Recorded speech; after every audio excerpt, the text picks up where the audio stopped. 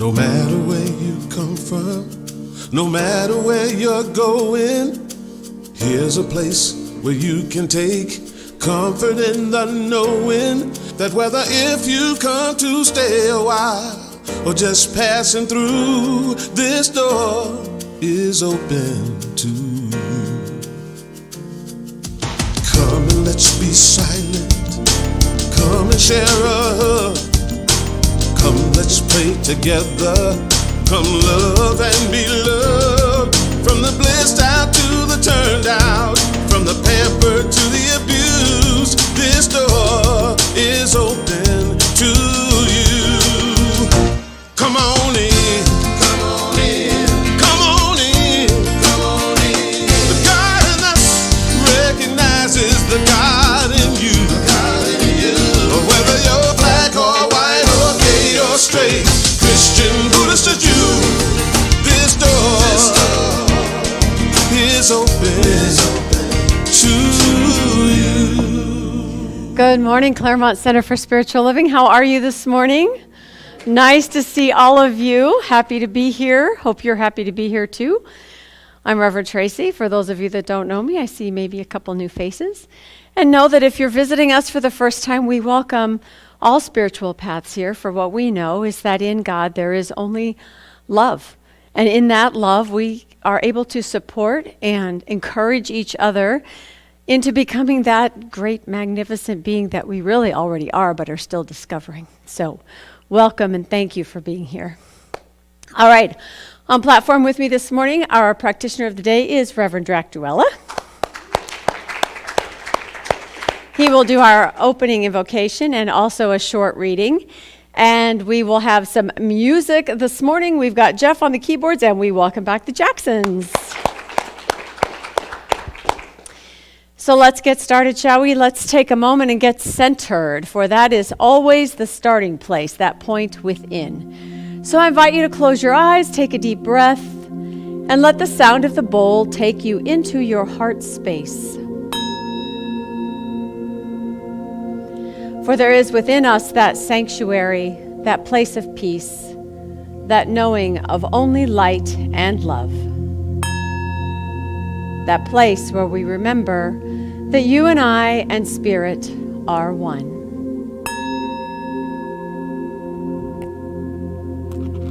So, as we sit in this grounded place, cradled in a gentle silence, let us acknowledge that we are all creators with the Spirit, co-creators with this divine force of life, and that the thoughts that we carry within impact the narrative of our soul, and that it branches out into the world and impacts everything we see, experience, even how we move and breathe in the world. So today we open ourselves to the wisdom that will come through Tracy, the heart-centered music of the Jacksons, even the words you hear being spoken right now. We open ourselves to that wisdom knowing that it will guide us to that knowing place that we are love. And so it is. So I'm going to read from a book called The Power of Thought. It's by John Algeo and Shirley Nicholson.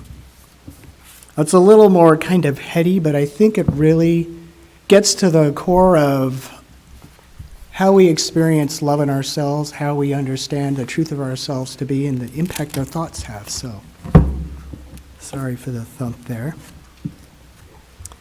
It says, living in the atmosphere of mixed thought. We live inevitably in a mixed atmosphere in which helpful and harmful thought vibrations are constantly active and are insinuated into our consciousness. How can we guard ourselves against injurious thought transference? And how can we benefit from that which is helpful? To answer that question, we need to know how to select certain influences and avoid others. Each of us influences our own mental body constantly, while others influence it only occasionally. The speaker to whom we listen or the author whose book we read influences our mental body only sporadically, Why? Because we are the permanent factor. Our own influence over the composition of our mental body is far stronger than is that of anyone else. And we ourselves fix the normal vibration rate of our minds. We are responsible for what we are. Thoughts that do not harmonize with our habitual rate will be flung aside when they touch the mind. If we think truth, a lie cannot lodge in our minds. If we think love, hate cannot disturb us. If we think wisdom, ignorance cannot paralyze us. Here alone is safety from unwanted influence. Here is real power over ourselves.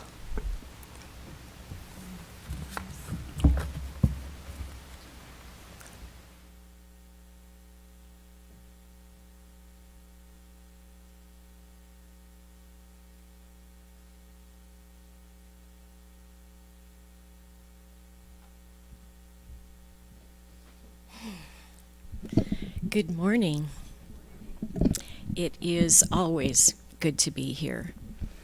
As we were contemplating the topic for the month, beauty and grace, we were guided to the songs that we have brought to share with you today. And this first one is called Million Billion Stars.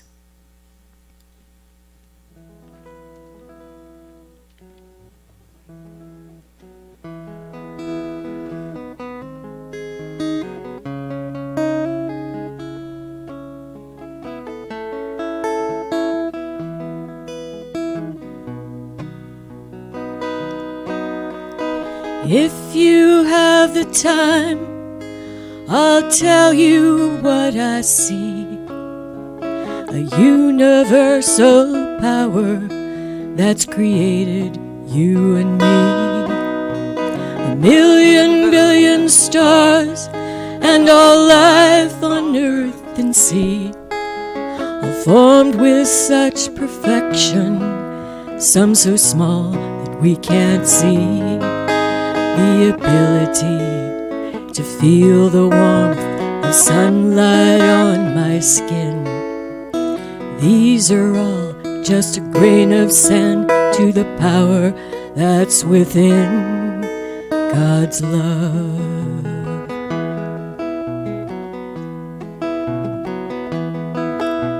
To know that we are cared for can be felt as well as seen.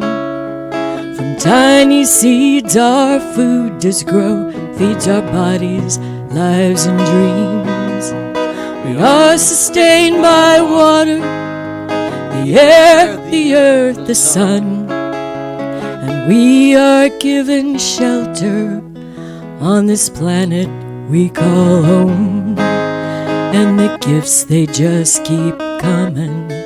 There's no limit to the love fuels all that's created, all that's past and all to come. The ability to feel the warmth of sunlight on my skin. These are all just a grain of sand to the power that's within God's love.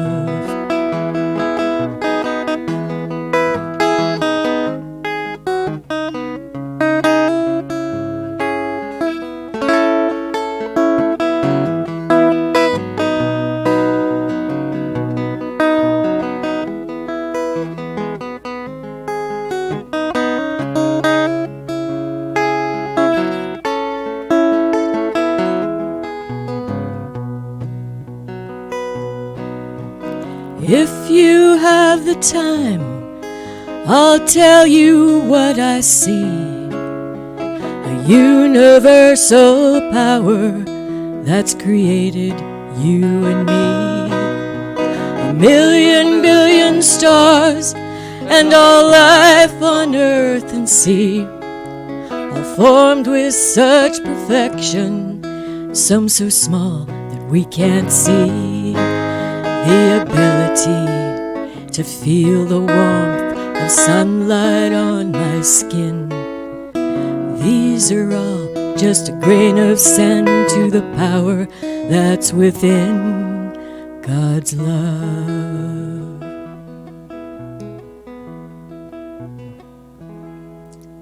Thank you.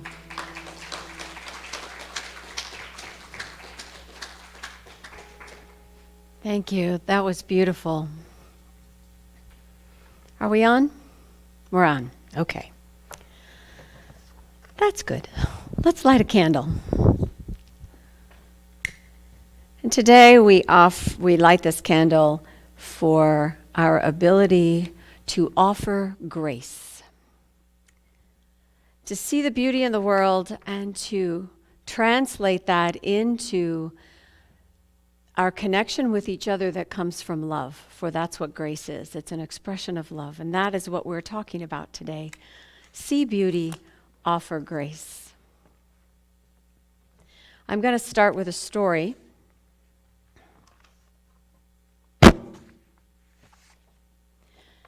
By the way, we don't know why that happens. It just does. It's not because I moved my elbow or twisted my head or even waved my hands about. Because, see, I can do that and it doesn't happen. So we're just going to let that flow on by. That's part of grace, too. Did you know that? The flow of life. All right, so let's start with this story. This is a professor talking about the heart circle, the difference between those people we hold close to us and everybody else. He says, I use the following scenario in my classes to illustrate the nature of the heart circle. Imagine, I ask my students, that your best friend just got a job waiting tables at a restaurant. To celebrate with her, you arrange with friends to go to the restaurant and eat dinner on the first night. You ask to be seated in her section, and you look forward to surprising her and later leaving her a big tip. Soon your friend arrives at your table sweating and stressed out. She's having a terrible night. Things are going badly. She's behind getting food and drinks out. So I ask my students, what do you do? Easily and naturally, the students respond. We say, don't worry about us. Take care of everybody else first. We're fine. I point out to the students that this response is no great moral struggle. It's a simple and easy response, like breathing. It's just natural to extend grace to a suffering friend. Why? Because she's inside our heart circle. But imagine, I continue with the students, that you go out to eat tonight with some friends, and your server, whom you vaguely notice seems stressed out, performs poorly, you don't get good service, and what do you do in that situation? Well, since this stranger is not part of our heart circle, we get frustrated and angry. The server is a tool, and she is not performing properly. She's inconveniencing us. So we complain to the manager and refuse to tip, and in the end, we fail to treat another human being with mercy and dignity. Why? Because in a deep psychological sense, this server wasn't really human to us. She was part of the backdrop of our lives, part of the teeming, anonymous masses toward which I feel indifference or fear or frustration. The server is on the outside of my heart circle. People outside your heart circle are background. And if your own heart is in a world of hurt, then everybody is outside of your heart circle, and that's when we lash out at the people we know, or we give offense without even knowing we're doing it, in order to protect ourselves, in order to protect our own heart. The truth is, we love what we know. When we know someone, we express that love to them. We're kind, we're considerate, we give them space to tell us their stories, we offer them our attention, maybe we give them actual gifts, maybe we simply are present for them. What we know is that life is about loving everyone, right? That's what we teach. And that's not so easy to do.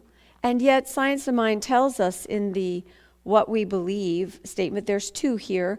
One is that we believe in the eternal goodness, the eternal loving kindness, and the eternal givingness of life to all.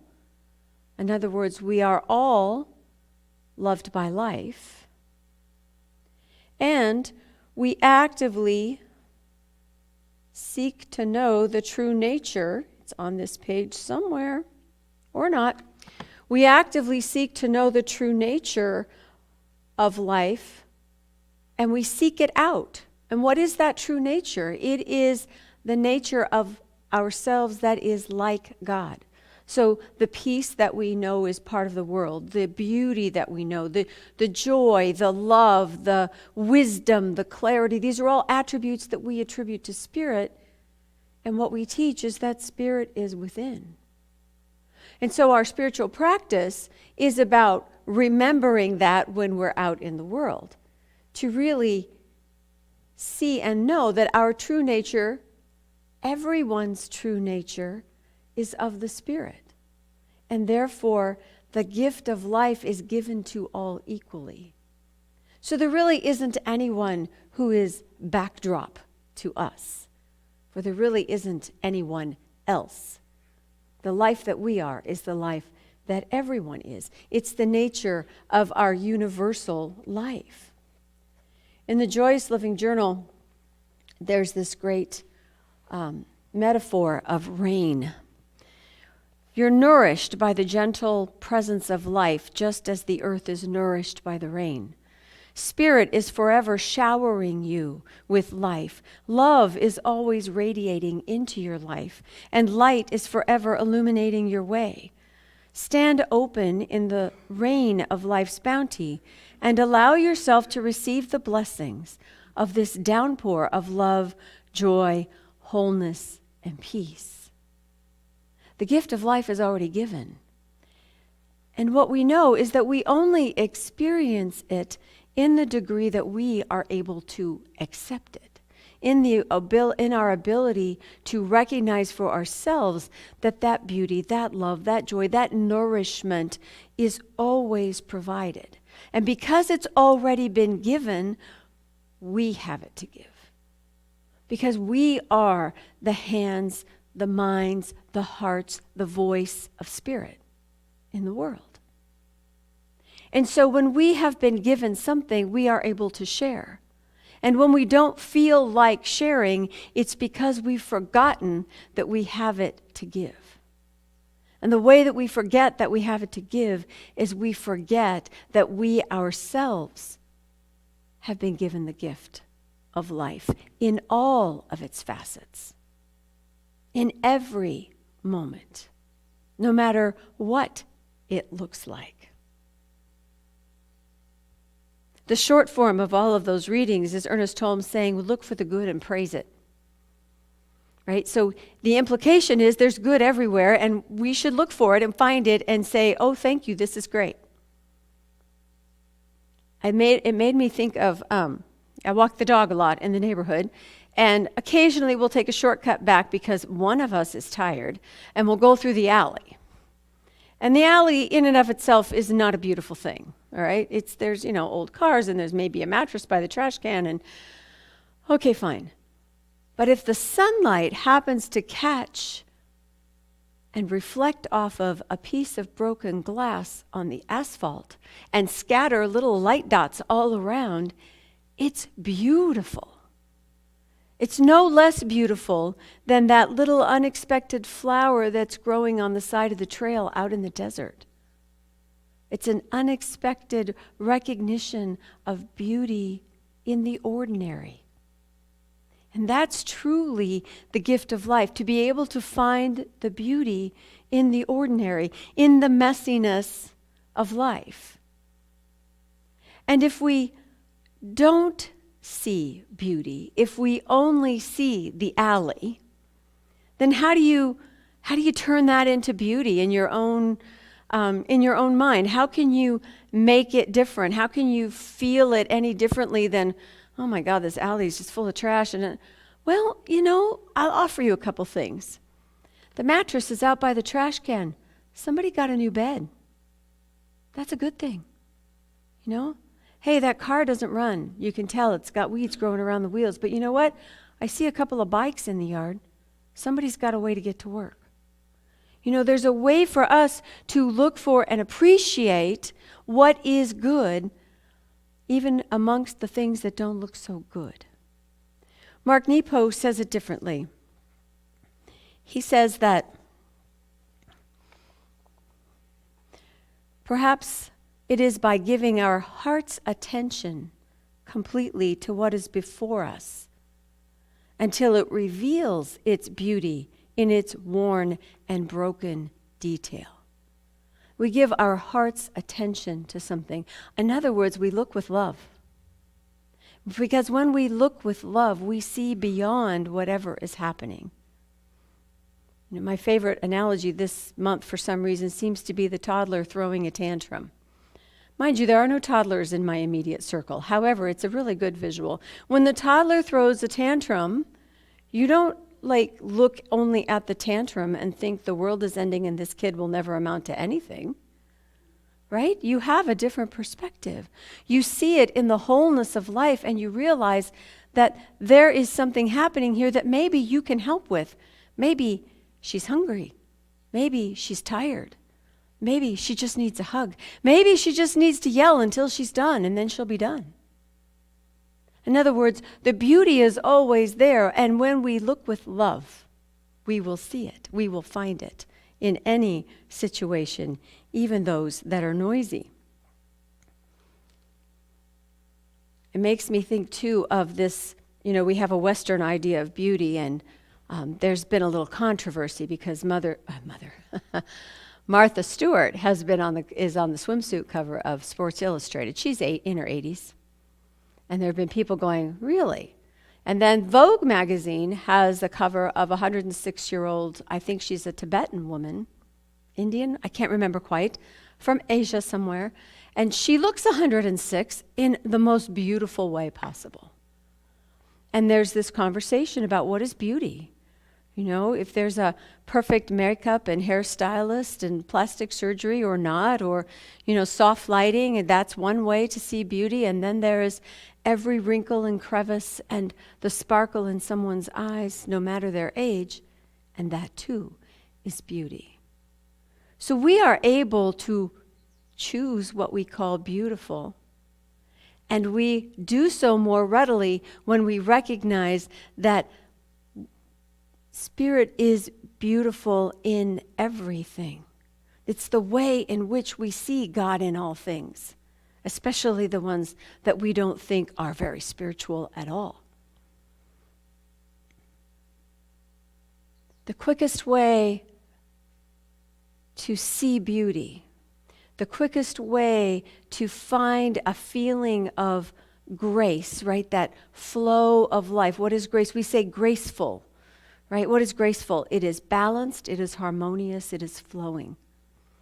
When we don't feel like we're in the flow, when we're looking around and it doesn't look beautiful and it's not flowing and I feel stuck and all of the stress and tension of the world is right here, the quickest way back to a sense of the beauty within, the beauty without, is gratitude. Look for the good and praise it. In other words, appreciate what you're looking at, no matter what you're looking at. You know, we say grace. And what is grace? It's giving thanks before a meal. It's appreciating what's on the table. This is a great book. It's called The Wisdom of Sundays, and it's by Oprah Winfrey, and it's from her interviews that she did, the Super Soul conversations that she used to do on television. And she has a chapter on grace and gratitude, and she says, when you acknowledge and are grateful for whatever you have, it allows more to be drawn to you and changes the experience of life that you have. Grace is transformative. The more grateful you are, the more grace mirrors the gratitude that you have. Grace mirrors the gratitude that you have. The more grateful you feel, the more you elevate your own life into a state of grace, into being able to receive the good that life has to offer, because life is always offering it. We have to receive it. Remember, we see the beauty to the degree that we can accept and understand it. We receive grace or experience grace to the degree that we are open and appreciative of life, because that's when we feel that flow. That's when we know that life is moving and unfolding in a way that is for us. Even the hard times are for us. The easy times are for us. The friends that come into our lives are for us. The ones that leave our lives are also for us.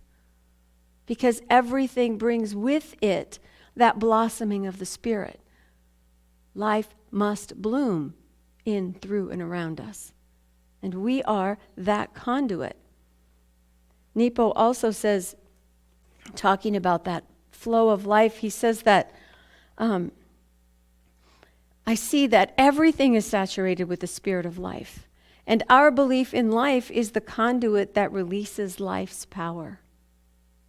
It's our belief in life, our knowing that life is a flow, that it is beautiful, that there is peace and love to be had, that the light that I see in your eyes is the light that's in the million billion stars.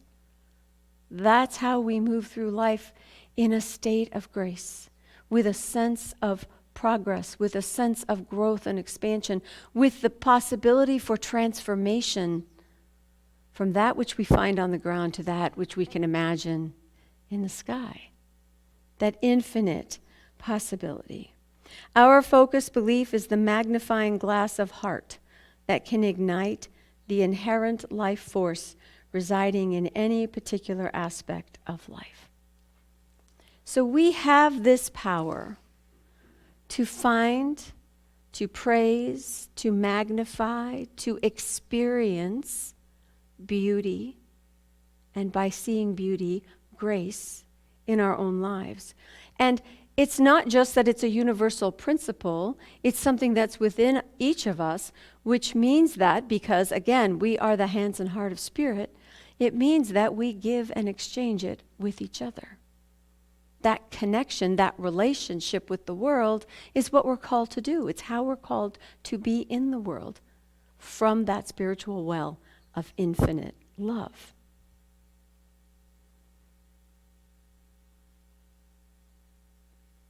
The idea that we can stop hard things from happening doesn't really gain any traction.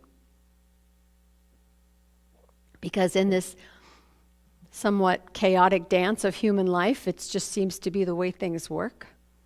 And what changes, of course, is how we deal with it, how we approach challenges, what we see as obstacles or not obstacles, what our judgments and opinions tell us, or what we are able to move out of the way so that our judgments and opinions don't create a sense of duality, right? If the truth of life is oneness, me judging you is simply creating distance.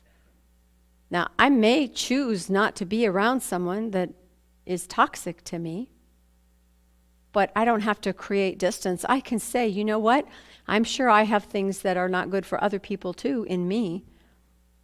I can bless you on your way, want only good things for you and just not in my presence. That's called discernment. That's a little bit different. But I think what I'm getting to is that when hard things happen, if we fight, if we argue, if we walk around saying, I don't want it to be this way, if we get stuck there, we're not resolving anything, right? We're not creating a way for life to move forward. The Zen tradition teaches that it's more like the wind blowing through the trees.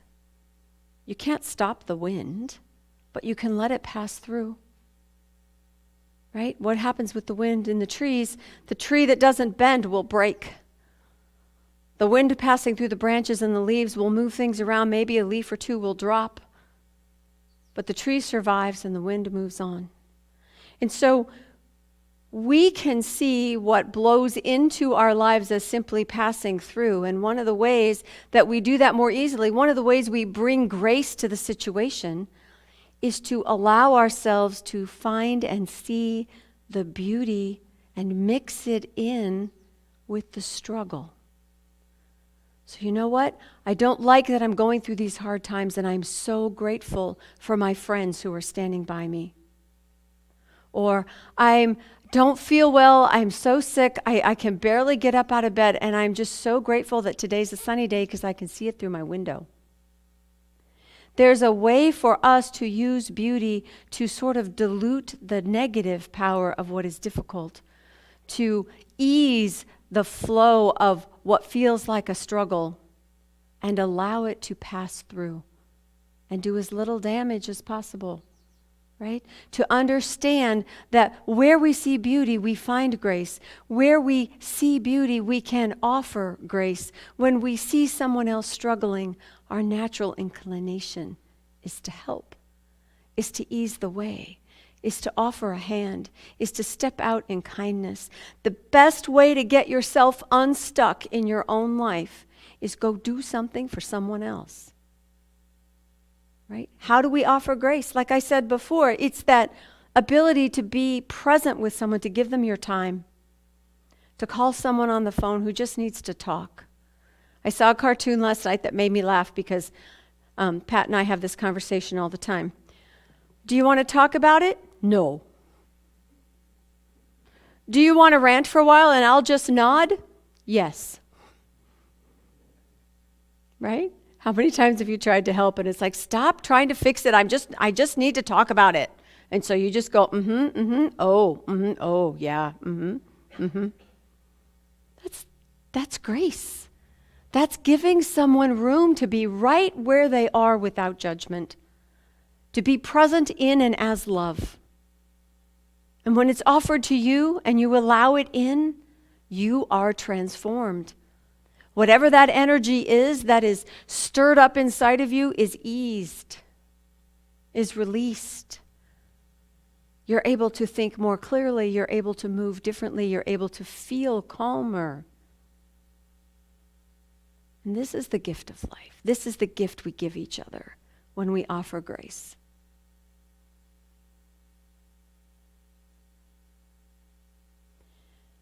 Pat didn't want to row this morning. She rows Saturdays and Sundays. The time got changed. The person she likes to row with the best wasn't going to be there. It was just not, and she has to be at church for a board meeting. You know, you put all that in one day and it's like, I don't want to go, I don't want to do anything. And she knew she was stomping around the house. And she decided to go because one of the other women on the team asked if she wanted to row with her in a boat for 2 people. And then she wanted to go, she decided, because the coach has had a really hard time. The coach has an infant baby, that there were some scary things happening that turned out not to be so scary, but it's been a rough week. And so she thought, I'll just go because, Liz probably needs a little extra love, and I can do that. And I'll go row with Brandy because she asked me, and okay, I'll be a team player. I will go for them. Guess what her mood was when she finished rowing? La, la, la, everything is great. I'm so glad I went. Da, da, da, da, da. Now, it's not to say that you're not allowed to not want to do something. But if you feel stuck in a feeling that doesn't feel productive to you, that doesn't feel loving to yourself, that isn't giving you room to move or breathe or rant and rave, whatever it is, then one of the ways to get unstuck is to do something for someone else, to offer a kindness, to reach out with a hug, to ask if, hey, can I pick something up for you at the grocery store? Calling somebody just to say hi, sending a text. All of these are ways in which we connect. And what happens is, yes, we offer it in love to someone else. But love is love is love is love. So if you're putting it out here, you got it in here. And if you are back in touch with the love that is within you, you too will feel better, will feel heard and seen and comforted and loved. Which brings me back to our 40-day affirmation. I am loved, I am loving, I am love. This is the truth of who we are. And with that love comes eyes that see beauty. With that love comes a heart that extends grace. Not only for everyone out there, but for ourselves. We too have room to be who we are, to be authentic, to get in touch with what's true for us, to live from that place so that we might show up in the world in a greater way. And it's good that we are able to do that for each other. In A Course in Miracles, it says, "See the love of God in you, and you will see it everywhere, because it is everywhere." Namaste.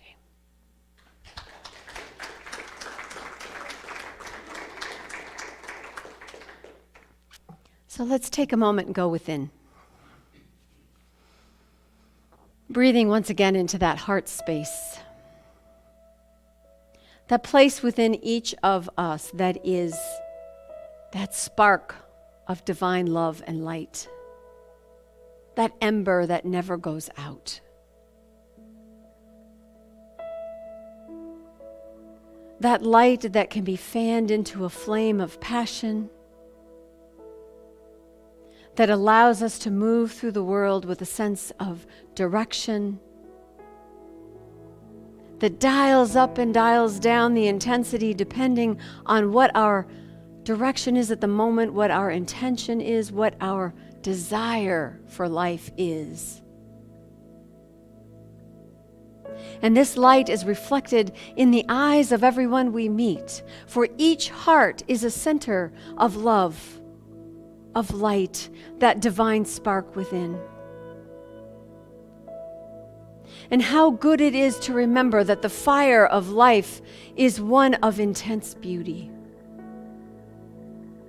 one of a calming peace, a deep wisdom, a fullness of joy. How good it is to remember that the very nature of life is the life within me, within you.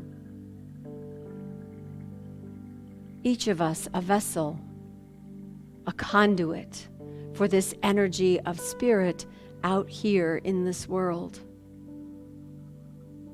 And so I speak a word of thanks for the beauty that I see all around me, for the many, many forms of fire and light that show up in my life. Grateful for the lessons learned, for the peace experienced, for the love that expands, for the transformation that I see. And grateful to witness this same life within each and every person I meet. How grateful I am to learn and how to appreciate all that is as it is. For it is right here and now that I tap into the passion within me that brings a sense of grace to life. How grand a life is it to see many, many, many, many people reaching out, helping each other, fanning the flames of all that is good. For I trust and I know that love is the greatest power, that light cannot be defeated by darkness, that the beauty that we see can only be multiplied when we appreciate it, and that grace is the natural tendency of life to flow in our favor. For we are all truly favored by Spirit.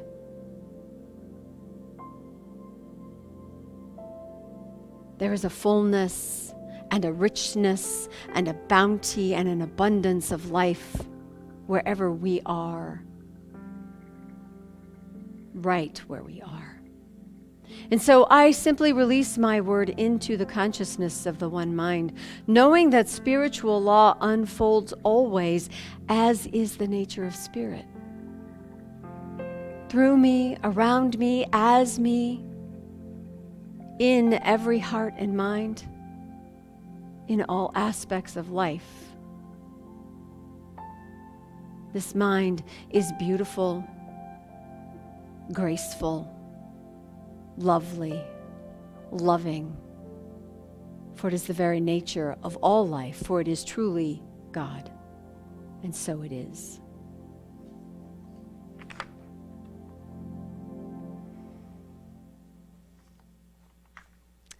All right. We have an affirmation that we can say together. I'll say a line and invite you to repeat after me. I open my heart to beauty. My heart pours forth love and offers grace in all that I do.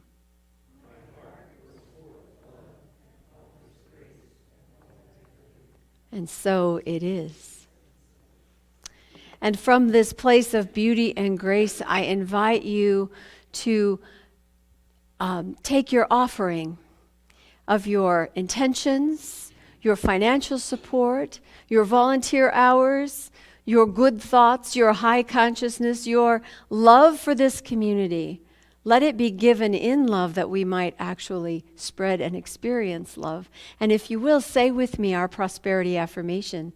Divine love through me blesses and multiplies all that I am, all that I give, and all that I receive. I am prosperous now. Let's have some more music, shall we?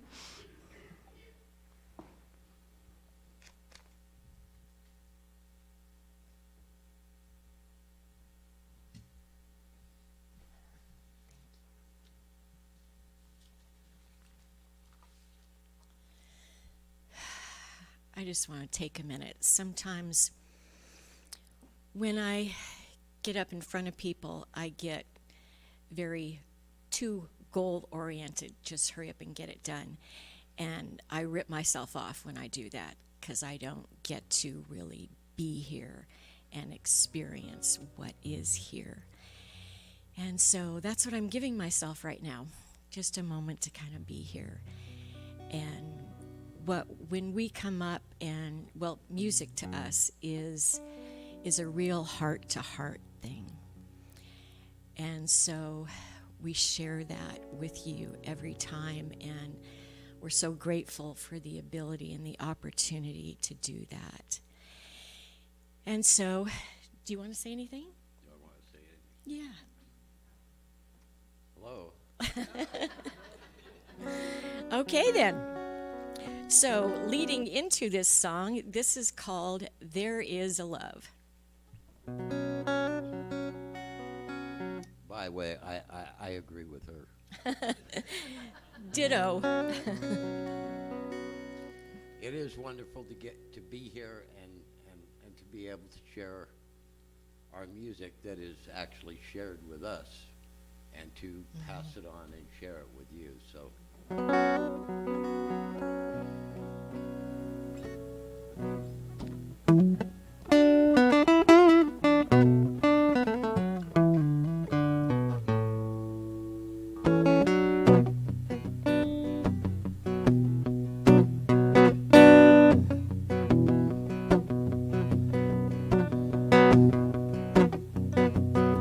There is a love that's everywhere, inside of you, inside of me.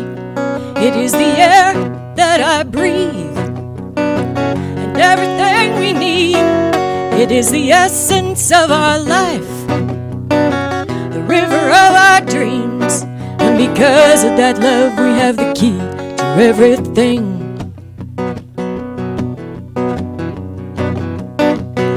It is creation which astounds, and its power has no bounds. It has brought us all we know, and is with us where we go. It is the endless sky above, and created us with love. And I'm one with the spirit that lives within my soul. There is a love deep inside of you. If you take the time, you can feel that it's true. It is the source of everything we need, down to the voice with which our heart will sing.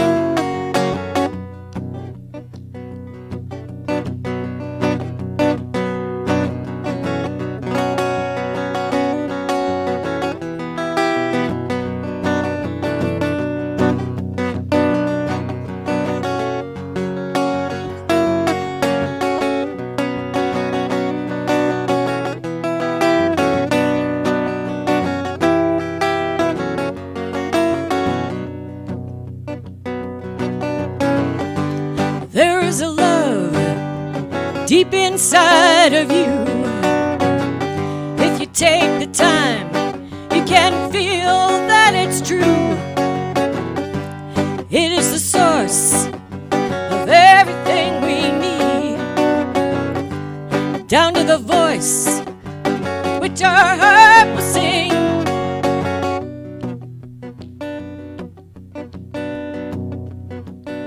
There is a love that's everywhere, inside of you, inside of me. It is the air that I breathe, and everything we need. It is the essence of our life, the river of our dreams. And because of that love, we have the key to everything. Yeah, because of that love, we have the key to everything.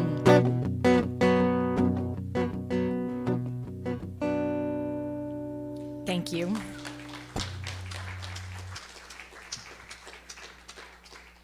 I think that's my new favorite song of yours.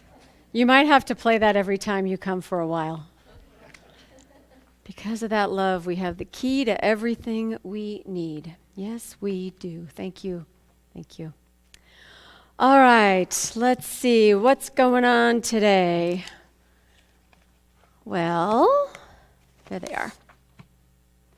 We have a meditation at 12. Yes, Ingrid is here. We've got our breath meditation in the practitioner room outside.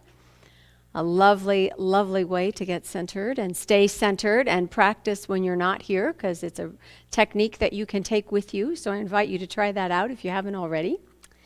This Wednesday, we have our pre-gateway meditation at 6:15 in the practitioner room with Nisa. No, probably somebody else this week. I think with Diane this week. Nisa has had some minor surgery and is recovering at home, so she is doing well, and we just send love out to her. But then we also have our gateway service at 7 in the chapel. It is Interfaith Night, and Reverend Mary is going to be talking about the mystical Kabbalah, the Jewish mystical tradition, and the Tree of Life. So this is a very rich topic. It's one of those things that you really can't learn everything about it in an hour. However, there's wonderful, resonating nuggets of truth that we can talk about and that Reverend Mary will be presenting. So do come on Wednesday. It's an opportunity to hear something different and then talk about it. Really understand it for yourself, what it would mean to add that to your spiritual knowledge, to your spiritual understanding. So I encourage you to come on Wednesdays at 7. And, how many of you might have put your name on the interest list for line dancing? Okay, we're starting on June 6th. There's a beginning and an intermediate session, one after the other on the same nights. We have an outside instructor coming in. Her name is Anna Marie Dunn. And Tracy Borchers and Chris McDowell have kind of worked through the details. So if you have questions, talk to them. But we are definitely starting 6:30 on Tuesday night. 6:30 to 7:30 is beginners. 7:30 to 8:30 is intermediate. The cost for the class and everything is on the flyer, so make sure you talk to them after. And I'm really looking forward to it. You do not have to wear boots and a cowboy hat if you don't want to. You can. However, we will take pictures, so just keep that in mind. All right, and then join us after service for coffee and connection out here in the foyer. Thank you, Reverend Jack, for putting that together and making sure there's somebody there still serving coffee on the weeks you can't be here. And thank you to all of our volunteers, everybody that helps, make this happen on a Sunday. It's the folks that, take care of the landscaping for us or volunteer to paint or, serve coffee or work in the bookstore. By the way, go check out the bookstore. We're still clearing things out, making room for new goodies. So all kinds of bargains to be had. And any questions? Did I leave anything out? All right, let's stand up, let's sing, and go have some coffee. Take a look at the person next to you and say, God loves you and I love you too. Now feel the love in the sanctuary. Lift your voice and repeat after me. We come together, we come together, we come together, we come together. together.